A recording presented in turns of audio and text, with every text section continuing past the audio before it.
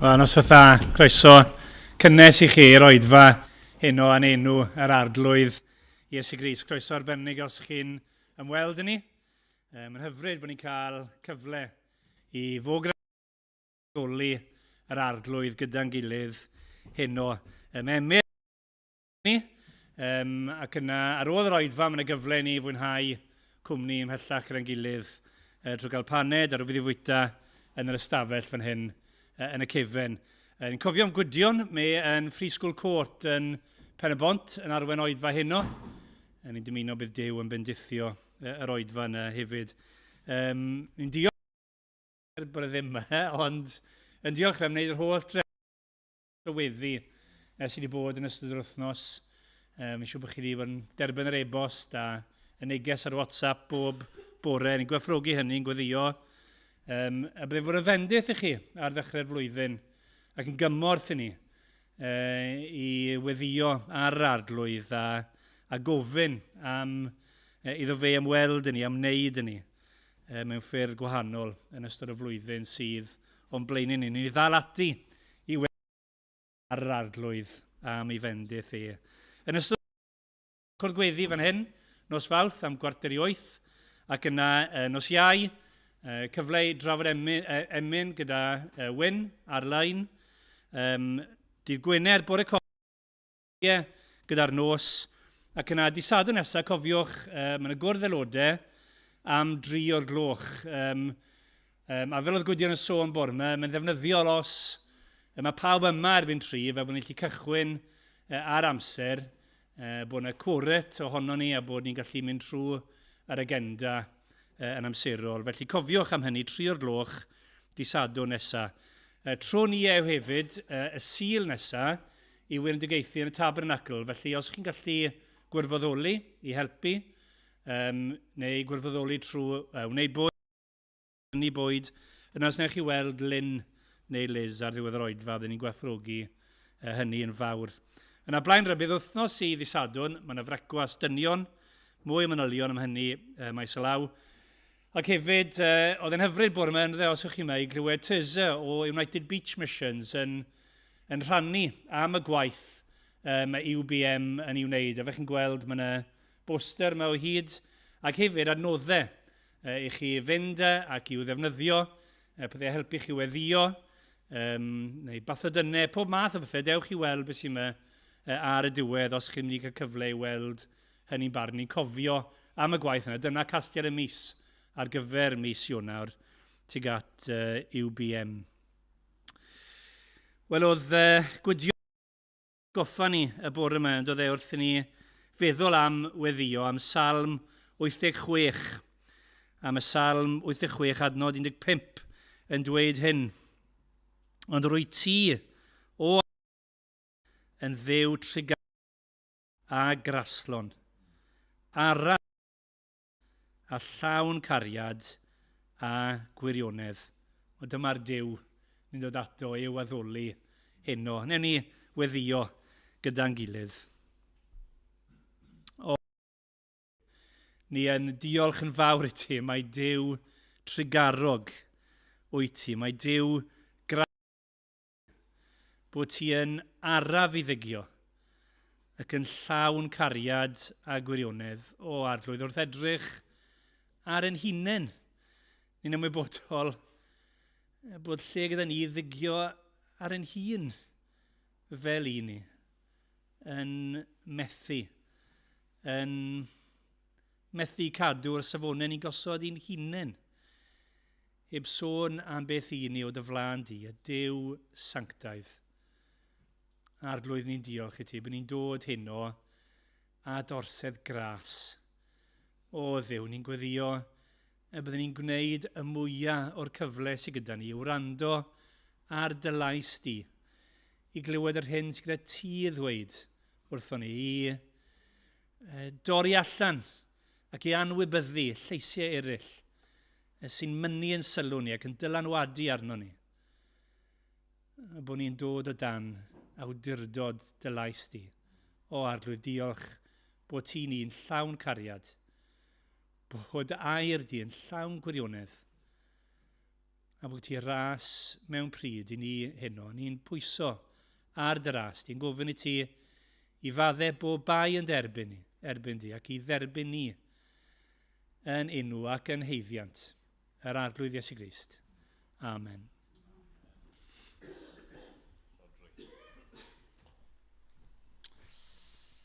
Ni'n mynd i ganu emyn efo'n gilydd, rhif 434, ond bydd y geiriau ar y sgrin.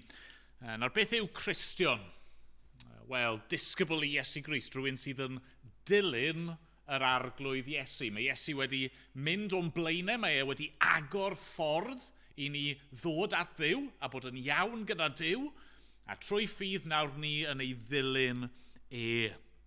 Mae'r emyn gyntaf yma'n sôn am yr nerth sydd ei angen arno ni, a'r nerth mae e'n roi i ni i ddilyn. Dilynaf Iesu mawr, wrth ddilyn ôl ei droed.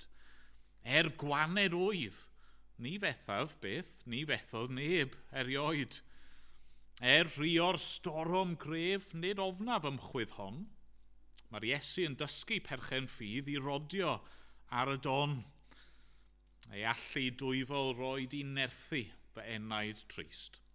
Caf sathru Satan dan fy nhroed wrth ddilyn Iesu Grist. Falle bod ni'n teimlo'n wan ac yn analluog y heno. Wel, mae e yn rhoi nerth i ni. Diolch iddo. Nawr ni sefyll i ganu.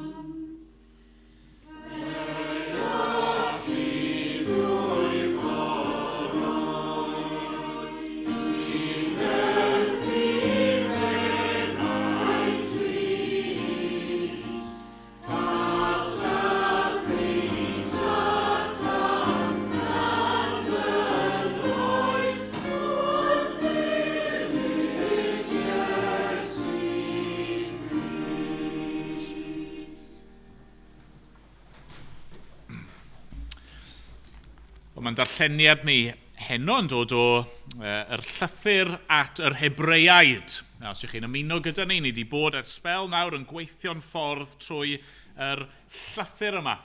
A fi wedi gweud sawl gwaith, mae llythyr yw mewn lot o ffyrdd, mae e hefyd yn bregeth estynedig. A testyn neu prif thema y bregeth yma yw fod Iesu Grist yn well. Mae'r awdur yn trial dangos fod Iesu Grist yn rhagori ar bawb a phopeth arall. Ac heno, ni'n mynd i weld yn arbennig fod yn math o bregeth, achos mae rai pregethwyr, os chi'n gwrando arnyn nhw, un o'r pethau sy'n nodweddu nhw yw maen nhw'n hoffi mynd off ar tangents. Maen nhw'n siarad am un pwnc, a wedyn maen nhw fel petai, mae hwnna'n atgoffa nhw rhywbeth, a maen nhw'n mynd off mewn rhyw gyfeiriad arall. A dyna sy'n gyda ni fan hyn. Ni wedi cyrraedd pennod 5 ac adnod 11. Ac mae'r awdur yn yr adran flaenorol wedi dechrau siarad am Iesu fel yr archoffeiriad mawr. Ac mae wedi dod at y dyfyniad yma sy'n cymharu Iesu gyda cymeriad o'r Hen Testament o'r enw Melchizedek. A ni'n mynd i ddod nôl at Melchizedek, ond wrth sôn am Melchizedek, mae'r awdur, mae feddwl yn dechrau mynd ar drywydd arall. tangent. A dyna sy'n gyda ni nawr yn yr adnodau sy'n dilyn o adnod 11 nawr o benod 5 ymlaen hyd at ddiwedd penod 6. Okay? Ond mae yna rhywbeth arall dyn ni fan hyn sydd yn debyg i bregaeth. Right? Yn aml iawn ar ôl i fi bregethu, neu falle bod chi wedi bod mewn rhyw oedfa, a be chi'n gweud wrth y pregethwr, yn aml iawn, wel oedd hwnna'n yn her ac yn anogaeth. Hynny yw bod yna rhywbeth anodd a chymod sialens, ond bod yna gysur. Mae'r un peth yn wir fan hyn, yn yr tangent yma. Mae'r awdur, mae'r sôn am Melchizedek yn gyrru ar train of thought arall, ond rhan o beth sydd gyda ni fan hyn yw rybydd a her a sialens i'r darllenwyr. A dyna ni'n mynd i gael heno. Ac yna mae'n mynd mlaen i roi'r cysuron a'r addewidion, yr anogaethau hyfryd yma. Ac os dyw a'i mynd, dyna lle fyddwn ni'n cyrraedd mewn pythefnos. Wel, gadewch i ni ddarllen gair Duw gyda'n gilydd. Hebreaid, penod 5, dechrau'n adnod 11. Dyma air Duw. Am Melchizedek, mae gennym lawer i'w ddweud, sydd yn anodd ei egluro, oherwydd eich bod chwi wedi mynd yn araf i ddeall. Yn wir, y dylech erbyn hyn fod yn athra, mae arnoch angen rhywun i ail ddysgu i chwi elfennau cyntaf oraclau Duw. Angen llaeth sydd arnoch chwi ac nid bwyd cryf. Nid oes gan y sawl sy'n byw ar laeth ddim profiad o egwyddo'r cyfiawnder a mae baban y Duw. Pobl wedi ei cyrraedd ei llawn dwf sy'n cymryd bwyd cryf. Y mae ei synhwyrau hwy trwy ymarfer wedi ei disgyblu i farnu rhwng da a drwg. Am hynny, gadewch i ni ymadael ar athrawiaeth elfennol am Grist a mynd ymlaen at y tyfiant llawn. Ni ddylem eilwaith osod y sylfaen, sef edifeirwch am weithredoedd meirwon, a ffydd yn niw, dysgeidiaeth am olchiadau ac arddodiad dwylo, atgyfodiad y meirw a'r farn dragwyddol. A mynd ymlaen am nawn, os caniatâd Duw. Oherwydd y rhai a oleuwyd unwaith, ac a brofodd o'r rhodd nefol, ac a fi'n gyfrannog o'r ysbryd glân, ac a brofodd ddaioni gair Duw a nerthoedd yr oes i ddod. Os yw y rhain wedyn wedi syrthio ymaith, mae'n amhosibl ei hadfer i edifeirwch. Gan ei bod yw niwed ei hunain yn croeshoelio mab Duw ac yn ei wneud yn waradwydd. Oherwydd mae'r ddeiar sy'n llyncu'r glaw sy'n disgyn arni yn fynych ac sy'n dwy'n cnydau addas i'r rhai mae'n cael ei thrin ar ei mwyn yn derbyn ei chyfran o fendith Duw. Ond os yw'n dwy'n draen ac ysgall, mae'n ddiwedd ac yn agos i felltith, a'i diwedd fydd ei llosgi. Ein bod yn siarad fel hyn, yr ydym yn argyhoeddiedig gyfeillion annwyl fod pethau gwell yn eich aros chwi, pethau sy'n perthyn i iachawdwriaeth. Oherwydd nid yw Duw yn anghyfiawn. Nid anghofia eich gwaith, a'r cariad tuag at ei enw yr ydych wedi ei amlygu drwy weini i'r saint ac yn dal ati i weini. Ond ein dyheuad yw i bob un ohonoch ddangos yr un eiddgarwch ynglŷn â sicrwydd eich gobaith hyd y diwedd. Nid yw'n A rydym am i chwi beidio bod yn ddiog, ond yn efelychwyr y rhai sydd drwy ffydd ac amynedd yn etifeddu yr addewidion. Amen. Diolch i Dduw am ei air. Ni'n mynd i ganu o Cwmpawd 2.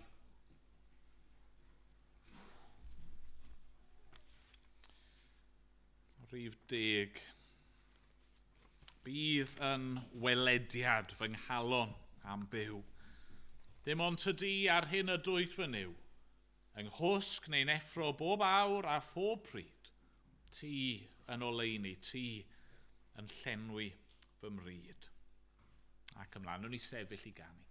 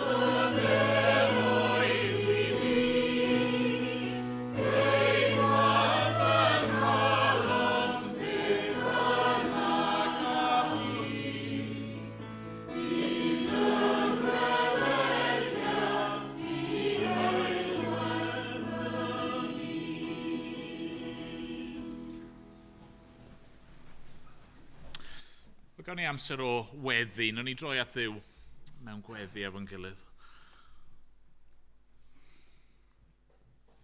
O arglwydd, un Duw i ni yn diolch i ti. Ie, ein bod ni heno yn gallu dod i fewn i dy bresenoldeb di arglwydd. Yn diolch, ein bod ni yn gallu galw arno ti. Gweddio a codi'n lleisiau ni ato ti. Diolch bod ni'n gallu dod mewn mawl ac addoliad a chanu i ti. Diolch bod ni'n gallu dod i gan wybod yn ei di ein derbyn ni. Arglwydd, gaethon ni'n atgoffa o hyn bore yma bod ti ddim yn gwrthod y rai sydd yn dod ato ti. Os oes rhywun yn dod mewn ffydd, yn dod yn ddidwyll arglwydd, ti ddim yn ei bwrw nhw allan, ti ddim yn ei troi nhw i ffwrdd. O arglwydd, ni'n diolch am hyn. Diolch ein bod ni yn gallu nesau ato ti heno trwy ein harchoffeiriad mawr, yr arglwydd Iesu Grist. Arglwydd, ni'n dod nid yn ein cyfiawnder ein hunain, nid yn ein heiddiant ein hunan, nid yn ein gallu ein hunan, nid yn ein nerth ein hunain. Arglwydd, ni ddim yn dod ag unrhyw beth. Arglwydd, heblaw yn mynd pechod. Yr pechod yna oedd yn golygu fod angen i'r arglwydd Iesu Grist ddod i farw yn ein lle ni. Ond dar ni'n diolch bod ni'n gallu dod heno, trwy ffydd ynddo fe, a galw arno si fel ein tad. Ac arglwydd, ni yn gofyn heno y bydde y pethau ni wedi canu yn barod yn wir amdano ni, a bydde ni yn dilyn yr arglwydd Iesu Grist, ac y bydde ni'n dygaru di ac yn dygeisio di yn fwy ac yn fwy, ac arglwydd y bydde ti yn nerthu ni ac yn ein cynnal ni, yn ein cario ni, bob cam o'r ffordd, pob storm ni'n gwynebu, pob brwydr arglwydd. Ni'n diolch bod ti yn gallu ein cynnal ni.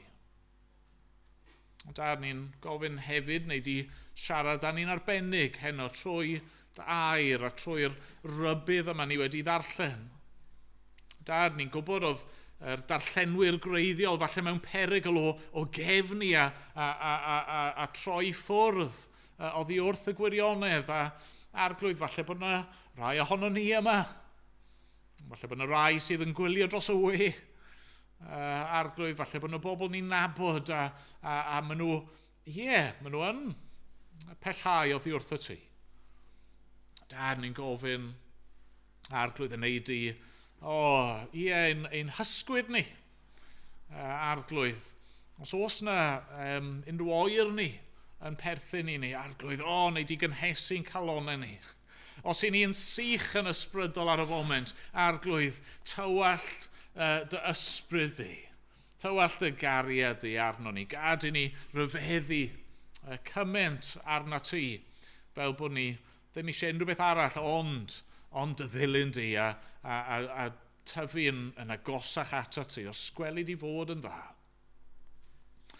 Arglwydd, ni'n diolch i ti am y breintis i gyda ni. Dad, mae'r adran ni newydd i ddarllen yn disgrifio'r y pethau sydd ar gael i ni. I ni yn cael dy nabod di, arglwydd.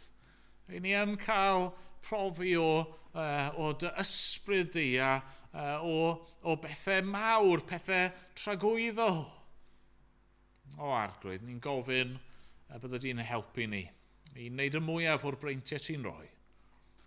Arglwydd, hyd yn oed heno wrth i ni rando ar y gair efo'n gilydd. Dad, gweithio yn ein calonau ni, bob un o sgweli di fod yn dda. Dad, ni'n gweddio unwaith eto am ein gwlad ni wrth i ni feddwl bore yma eto am yr ymgyrchoedd ar y traethau, a dad, ni'n gwybod fod yna wersylloedd yn dod cyn bo hir, a bydd yna pob math o gyfleuon yn ystod y flwyddyn yma i ddweud wrth eraill am Iesu Grist. Dad, ni'n gweddio bydde di'n siarad o sgweli di fod yn dda. Ni'n gweddio bydde di'n ailenni pobl, a bydde di'n dod â nhw i fywyd newydd, a dod â nhw i ffydd yn yr arglwydd Iesu Grist. A dad, gofyn arno ti i wneud pethau mawr yn ein dydd. Arglwydd, ni'n cyflwyno dy eglwys di yma yng Nghaerdydd, ni'n cyflwyno dy eglwys di yng Nghymru, ac arglwydd, drwy'r byd. Dad, mae dy bobl di yn gwynebu pob math o heriau gwahanol, temtasiynau gwahanol, cyd-destunau a cyfleuon gwahanol. Da ni'n gofyn amdano nhw ac amdano ni yn ei helpu ni. Helpa ni, beth bynnag yw'r sefyllfa ni ynddi, i wybod sut i dy ddilyn di. Helpa ni weld beth mae'n golygu i fod yn Gristion heddi. Ac arglwydd, a wneud i. A wneud i ein cadw ni. Cadw ni'n agos at ti. Amen bod ni'n gofyn yn enw ac yn heiddiant yr arglwydd Iesu Grist. Amen.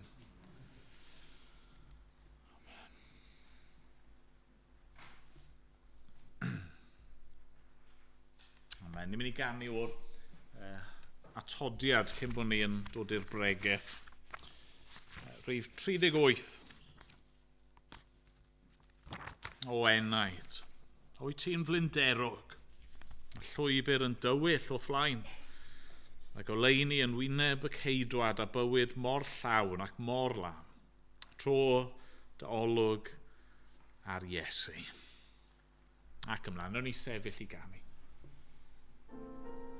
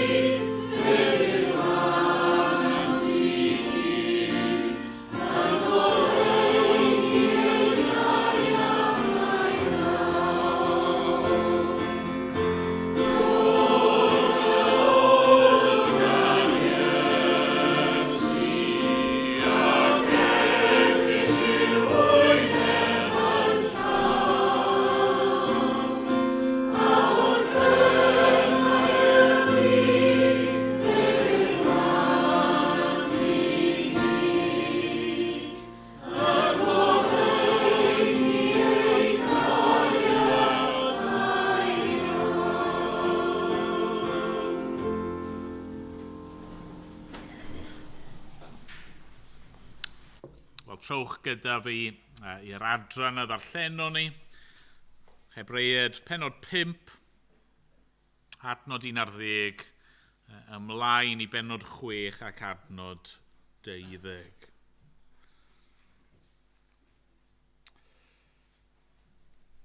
Mae gennym ni archoffeiriad mawr. Archoffeiriad sydd wedi mynd drwy'r nefoedd. Archoffeiriad sydd wedi ein caru ni. Archoffeiriad sydd yn gallu ein cynrychioli ni.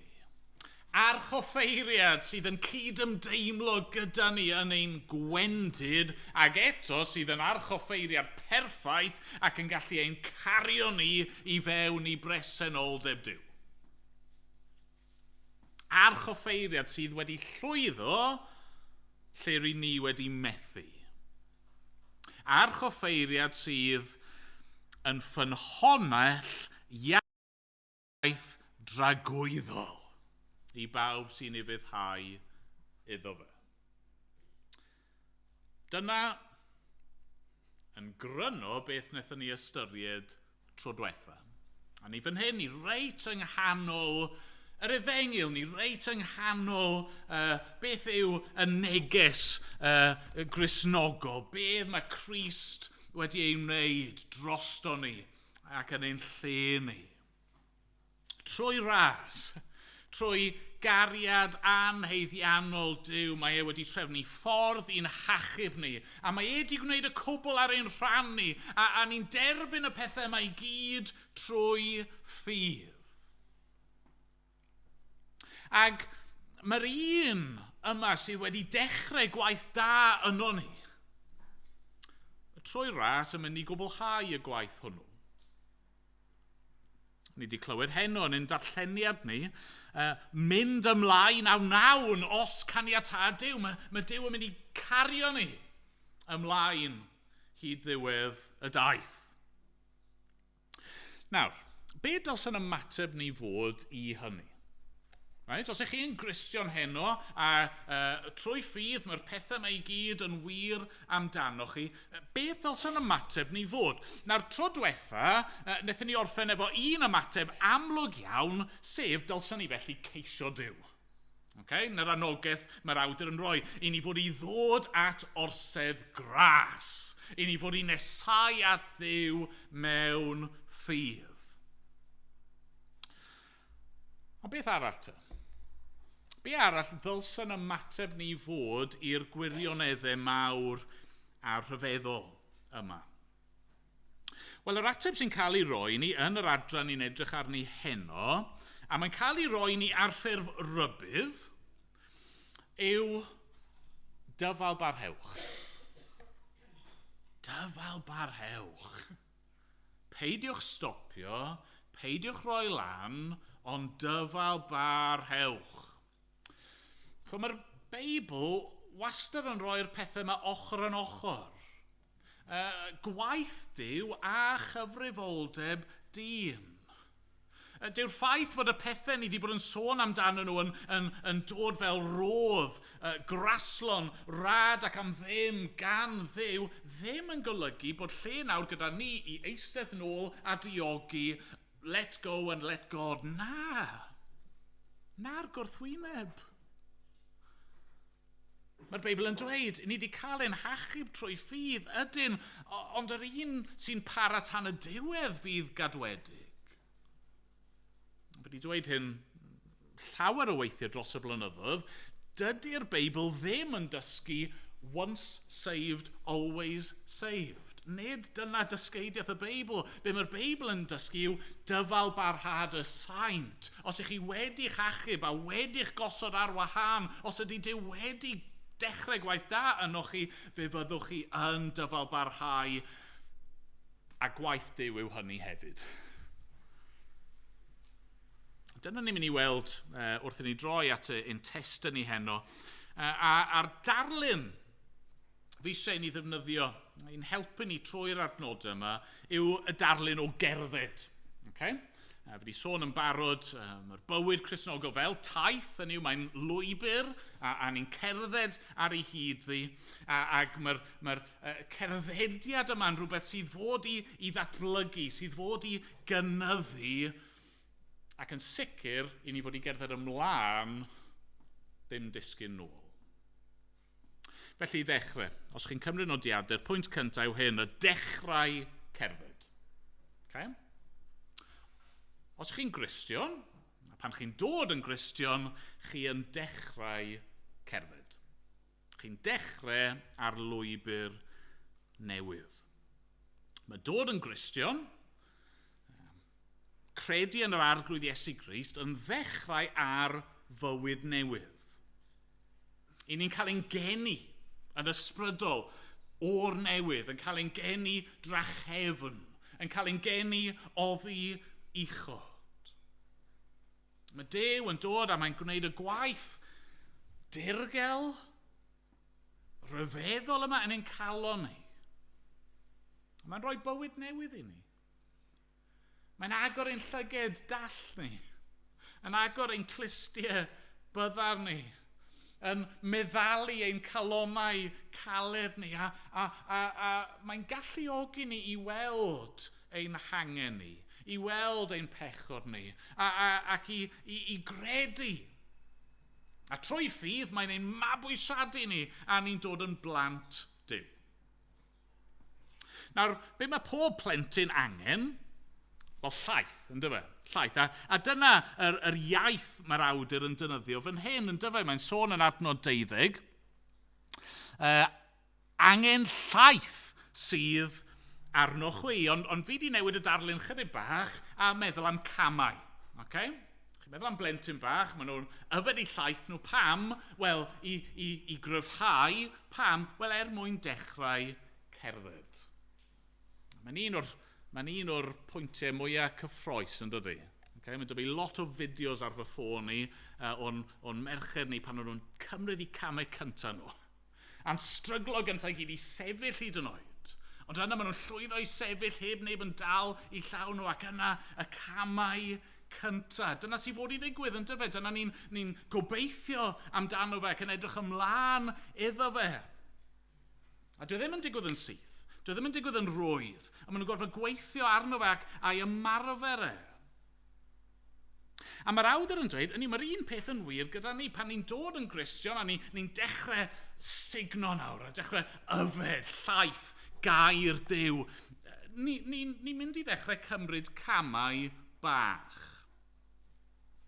Beth yw'r camau bach cyntaf yma? Wel, mae'n sôn amdanyn nhw yn dydi. Dechrau pennod 6.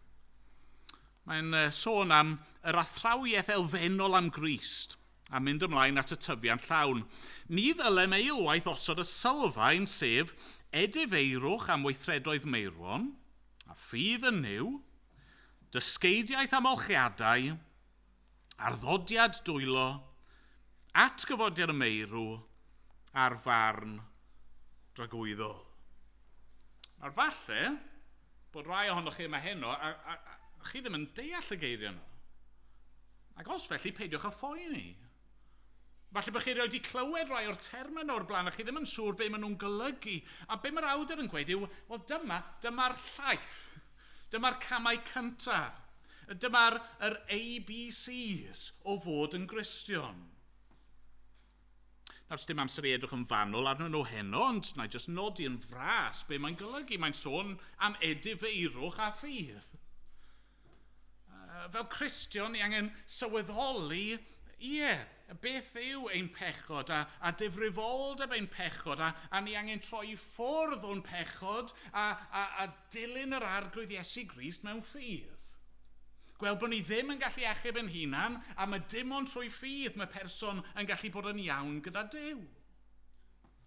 A pan mae hynny wedi digwydd yn ein profiad ni, wel ni yn cael yr golchiadau a'r arddodiad dwylo yma. Be mae'n sôn am fyna yw, yn y cyfnod yma, oedd na sawl math o fedydd.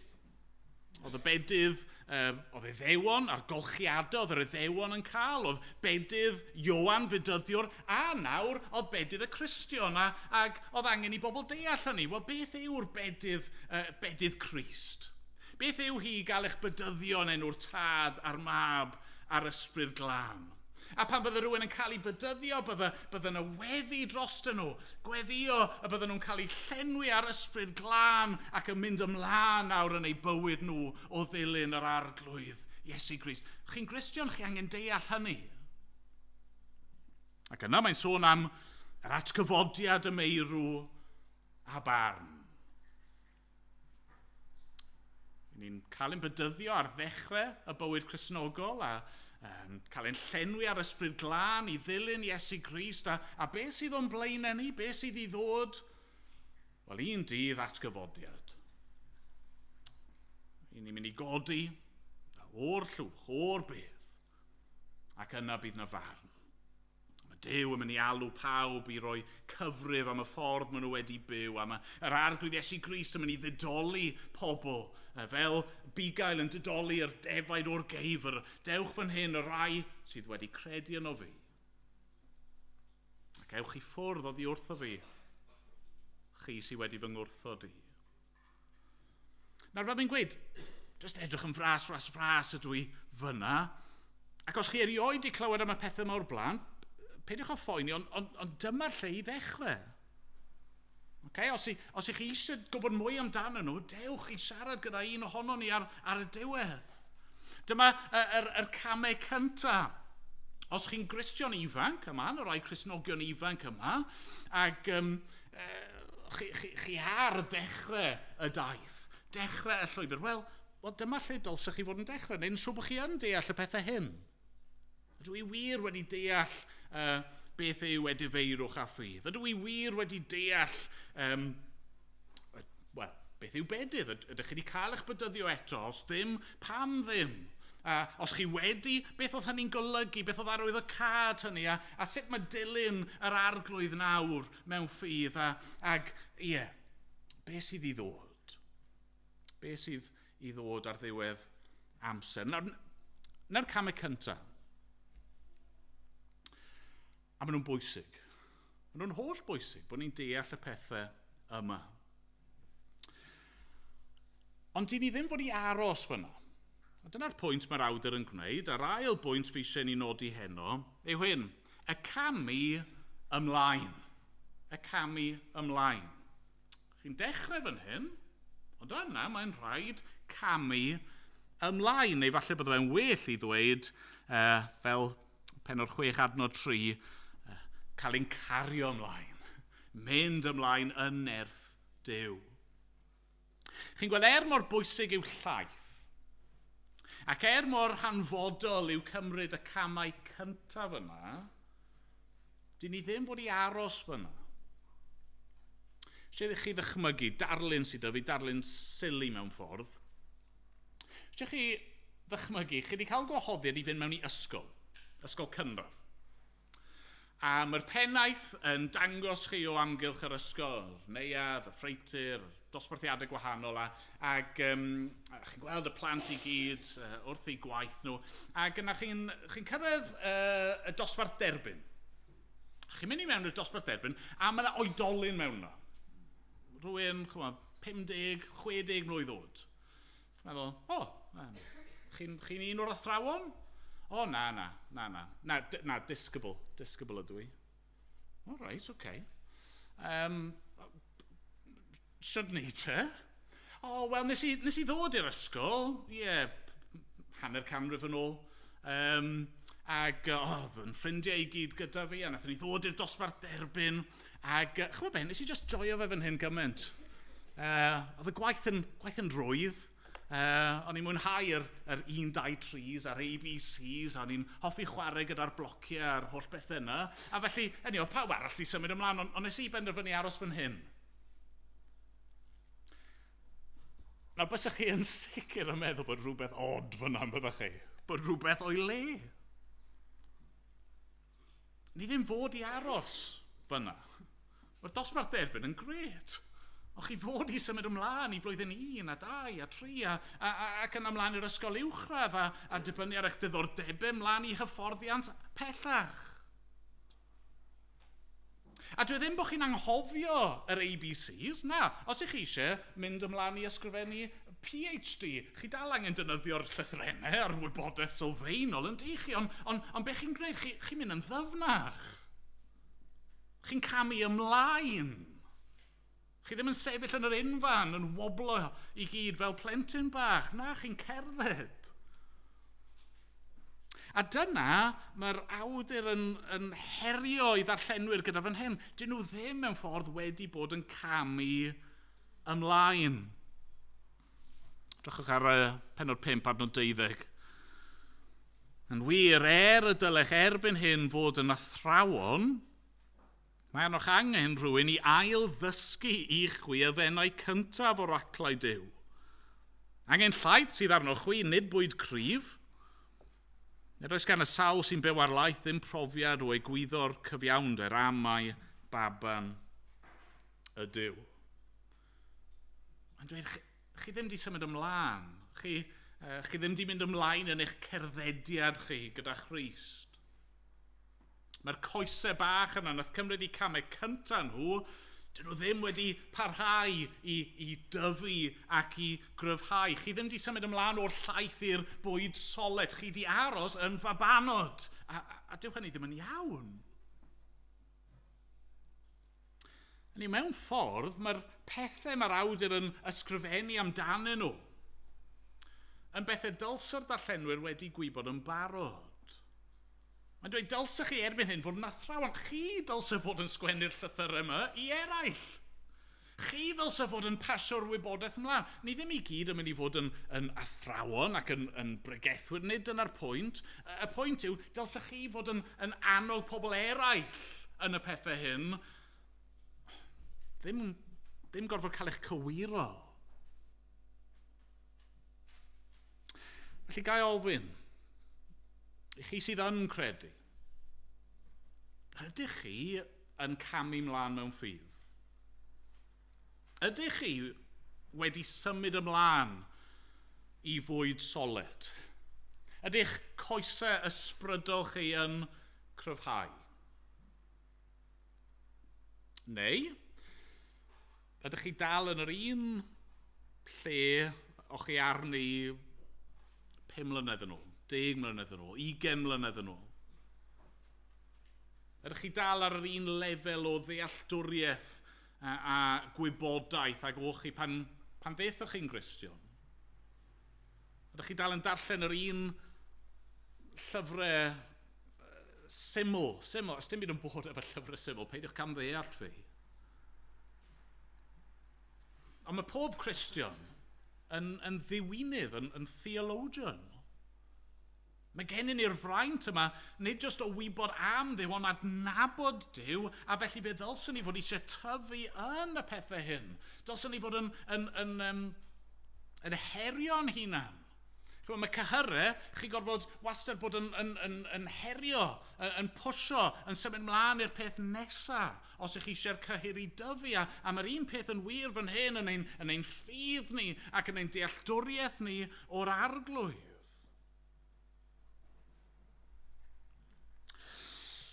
A falle ar y pwynt yma, chi'n meddwl eich chi'n, wel,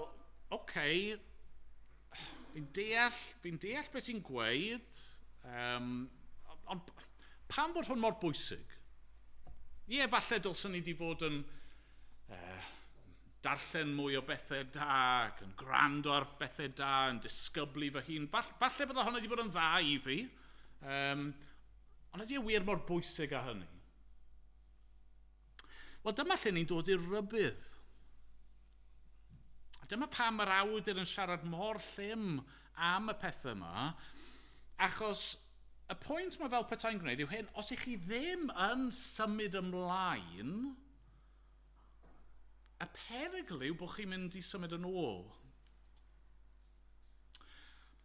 Os yw'ch coesau ysbrydol chi fel petai ddim yn cael ei defnyddio, yna fel unrhyw gychur, maen nhw'n mynd i wanhau a chi'n mynd i ddechrau baglu.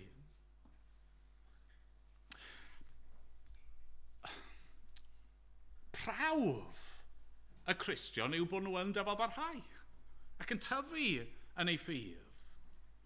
A felly, os nag os na ffrwyth yn eich bywyd, os nag os na dystiolaeth ac arwyddion o ras yn eich bywyd, os mae apathy a diogi ysbrydol sydd yn eich nodweddu chi ar dir peryglus. Fan hyn ni'n dod i'r pwynt ola y syrthio nôl. Drychwch ar adnodau 6, penod 6, adnod 4 i 6. Oherwydd y rai a oleuwyd unwaith, ac a brofodd o'r rhodd nefol, ac a fi'n gyfrannog o'r ysbryd glân, ac a brofodd aioni gair Duw a nerthoedd yr oes i ddod. Os yw rhain wedyn wedi syrthio ymaith, mae'n amhosibl ei hadfer i edifeirwch, gan ei bod i'w newid ei hunain yn croeshoelio neu'n ail groeshoelio mab Duw ac yn ei wneud yn waradwydd. Dyma rai o eiriau mwy o difrifol y Testament Newydd a fel gallwch chi ddychmygu, mae yna dipyn o ddadle wedi bod am sut i'w deall nhw. Yn arbennig pan ni'n cymharu beth sy'n cael ei ddweud fan hyn gyda rannau eraill o'r Testament Newydd. Mae rai yn awgrymu dylsyn ni cymryd y geiriau yma fel rhyw fath o hypothetical, achos damcaniaethol. Hynny yw, dychmygwch bod rhywun fel hyn. Dychmygwch bod rhywun wedi cael ei hachub a di profi'r holl bethau hynny ac yna'n syrthio i ffwrdd sut bydd y modd adfer rhywun fel yna. Hynny, dwi ddim yn ei ddigwydd, ond jyst dychmygwch. Wel, fi ddim yn credu mae dyna yw'r esboniad, achos mewn ffordd, os mae hypothetical yw wel, dyw rybydd ddim yn... mae rybydd yn colli ei rym, yn dydy. Mae eraill yn awgrymu, wel, falle beth sydd dyn ni fan hyn yw... os oes rhywun sy'n gweud bod nhw'n Gristion, a maen nhw'n cael ei bydyddio, a maen nhw'n dechrau dilyn yr arglwydd, os maen nhw'n gwadu ac yn syrthio i ffwrdd, yna dylsa'r person yna ddim cael ei ail-fydyddio. Maen nhw'n meddwl mae rhyw ddarlleniad fel yna sydd. Achos os yw rhywun yn cael ei ail-fydyddio wedyn, mewn ffordd mae hynny'n gwrthweud symbol bedydd ac yn y blaen. Ond eto, dwi ddim wir yn glir ydy rhyw ddehongliad fel yna. Felly beth yw beth sy'n cael ei ddweud fan hyn? Wel, un peth dwi ddim yn golygu. Yn sicr, dwi ddim yn golygu hyn. Os chi'n pechu, chi ddim yn Gristion. Os chi'n llithro, chi ddim wir wedi'ch achub. Na. Dwi ddim yn golygu hynny. Gallai ddim golygu hynny. Mae gennym ni ddigon o esiamplau yn yr ysgrythyr ac esiamplau hefyd yn hanes yr eglwys o Gristnogion lle maen nhw di syrthio i bechod a weithiau am gyfnodau estynedig o amser ond yna'n cael ei hadfer. Nathon ni orffen yr oedfa bore yma'n canu Salm 51. Dafydd, y brenin Dafydd. Di llithro, di meso lan, di gwneud camgymeriadau mawr a difrifol. Ac eto oedd na adferiad iddo fe. Na, ni'n sôn am rhywbeth gwahanol fan hyn, yn dyn ni. Ni ddim yn sôn am rhyw blip. Ni ddim yn sôn am gyfnod. Ni ddim yn sôn am fethiannau sydd yn gallu dod i unrhyw Gristion. Na, ni'n sôn fan hyn am ysbryd cryf a parhaol o gwadu sylfaeni y ffydd. A fi'n credu'r pwynt felly yw hyn. I ni ddim yn gwybod i ni be mae Duw yn gwneud ym mywydau pobl eraill. Sa'n gallu gweld calon neb arall. A weithiau, mae'n gallu ymddangos yn dydy i bob golwg fel bod y person yma yn y bywyd. Maen nhw'n gallu dangos arwyddion o ras, Maen nhw'n gallu i bob golwg tyfu yn ei ffydd, a mae'r arglwydd yn gallu rhoi doniau iddyn nhw a'i defnyddio nhw a bod yn fendith i eraill. Ond yn y pen draw, maen nhw'n troi, a maen nhw'n gwrthod, a maen nhw'n gwadu, ac maen nhw'n parhau i wadu hyd y diwedd. A chi'n gorfod dod i'r casio, wel, oedd y person erioed wedi hachub? A chi'n gweld dwi ddim jyst efo pobl eraill, chwaith. Y rybydd fan hyn yw bod yn aml iawn yn anodd i ni adnabod ein hunan yn iawn. Yn dydy? I ni ddim wastad yn gwybod beth sy'n mynd ymlaen yn ein calonau am bywyd ni, a mae'n y berygl felly bod ni'n gallu twyllo'n hunan. A felly dylswn ni fyth cymryd ein iachawdwriaeth ni'n ganiataol. Dylswn ni byth gosod Duw ar ei brawf. Os yw person wedi ei haeleni, os yw nhw wir wedi profi'r breintiau yna sy'n cael ei restru fan hyn, fe fydd y person yna yn dyfalbarhau. Mae'r darlun yn cael ei roi yn dydi adnodau 7 a 8 o tir sydd yn derbyn glaw. A chi'n gallu cael 2 ddarn o dir yn derbyn yr un glaw, ond mae un yn tyfu ffrwyth. Mae yna cnwd yn dod. Mae e dan fendydd. Mae'r tir arall yn y pen draw yn dod â draen ac ysgall. Mae e dan felldydd. Chi'n gweld, mae'r rybydd yma yn un difrifol achos mae rhaid ni wylio bod ni ddim yn twyllo'n hunan. Mae'n amlwg bod ni'n gallu bod yng nghanol pethau. Profi, cyment, meddyliwch, falle'r enghraifft orau o hwn i gyd yw Judas.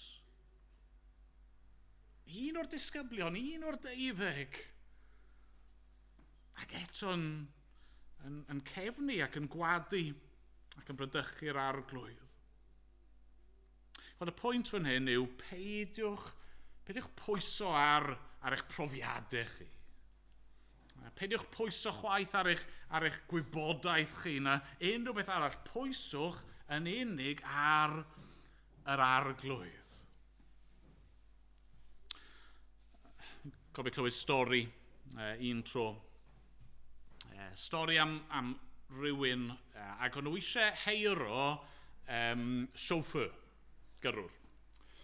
Ac oedd yna 2 berson yn trial am y swydd fel siwffwr, ac yr cyfweliad mewn ffordd oedd bod rhaid gyrru yr dyn cyfoethog yma ar hyd llwybr ar ochr mynydd.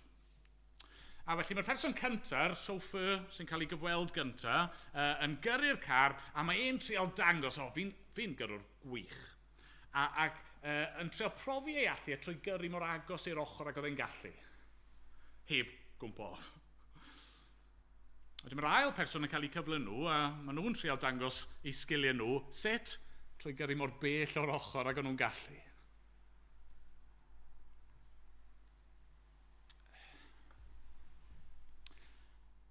Mae'r Cristion yn gadwedig. Diolch i Dduw, ni'n gadwedig trwy ras. Sneb yn gallu'n cymryd ni o'i law e. Sneb yn gallu'n gwahanu ni o'i gariad e. I ni'n dilyn yr arglwydd yn y nerth mae e yn rhoi. Ond mae eisiau ni wylio bod ni ddim yn cymryd hynny'n ganiataol. Mae eisiau ni chwilio am arwyddion o ffrwyth. Mae eisiau ni fynd ymlaen o ddydd i ddydd, defnyddio yr cyfleon mae e di roi i brofi gras Duw. Nawr, mae'r geiriau yma yn ddifrifol. Maen nhw'n rybydd, maen nhw fod i'n herio ni. Ond wrth i ni orffen, mae eisiau ni sylwi bod yna gysur yma hefyd yn does. Sylwch, mae'r awdur yn dweud yn dydy, Pennod 6, adnod 9. Ein bod yn siarad fel hyn, yr ydym yn argyhoeddiedig gyfeillio'n annwyl, fod pethau gwell yn eich aros chwi. Pethau sy'n perthyn i iachawdwriaeth. Oherwydd nid yw Duw yn anghyfiawn, nid anghofio eich gwaith, a'r cariad tuag at ei enw rydych wedi ei amlygu drwy weini'r saint, ac yn dal ati i weini. Mae'r rybydd yn un difrifol. Ac eto, rybuddion fel hyn yw un o'r ffyrdd mae Duw yn defnyddio i warchod ei bobl a'n cadw ni hyd y diwedd.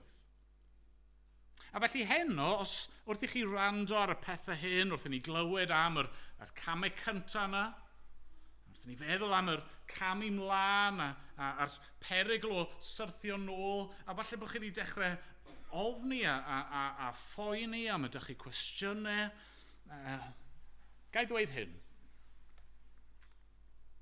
Os chi'n poeni, mae'n arwydd da.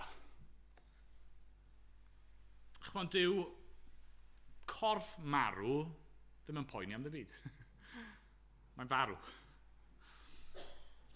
Dyw rhywun sydd wedi caledu ei hunan i'r arglwydd. Rhywun sydd wedi serio i cydwybod yn llwyr ddim yn poeni. A felly, adnod 12, rydym am i chwi beidio a bod yn ddiog, ond yn efelychwyr y rai sydd drwy ffydd ac amynedd yn etifeddu yr addewidion. Os ych chi'n poeni, da.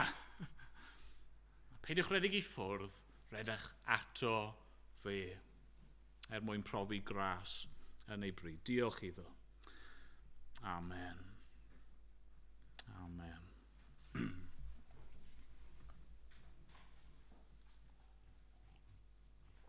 Cyn ni gawn ni air bach o weddi. O arglwydd i ni yn diolch i ti am dy air di. Ac fod yna rannau o dy air sydd yn anodd i'w deall, a mae yna bethau yna sydd yn gallu'n herio ni, a'n sobri ni arglwydd. Ni'n diolch fod y pethau hyn wedi ei rhoi ein mwyn ni. Dad, ni'n gofyn, dros bob un ohono ni, lle bynnag i ni arni yn ein taith ysbrydol ni. Arglwydd, os i ni ar y camau cyntaf, neu heb hyn o'i ddechrau eto. Ac arglwydd, os i ni yn dy ddilyn di, helpa ni, gwarchod ni, cadw'n llyged ni arno ti, bob cam, os gweli di fod yn dda. Amen bod ni'n gofyn yn enw yr arglwydd Iesu. Amen. Amen. Ganwn ni emyn fach i orffen. 432. Fy ngorchwyl yn y byd yw gogoneddu Duw, a gwylio dros fy enaid drud yn ddiwydd tra fwyf byw. Ac ymlaen, o'n i sefyll i ganu.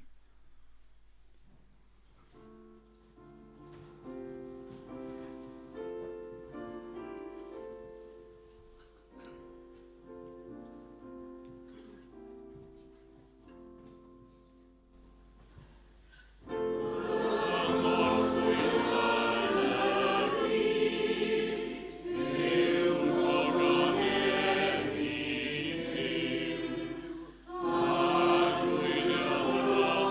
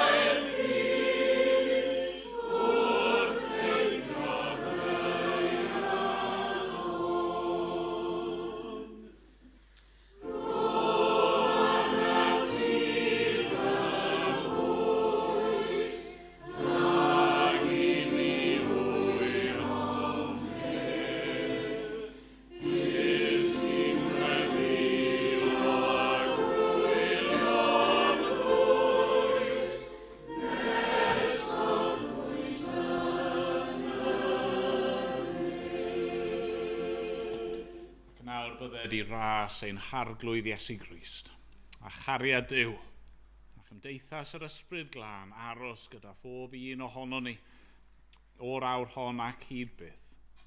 Amen.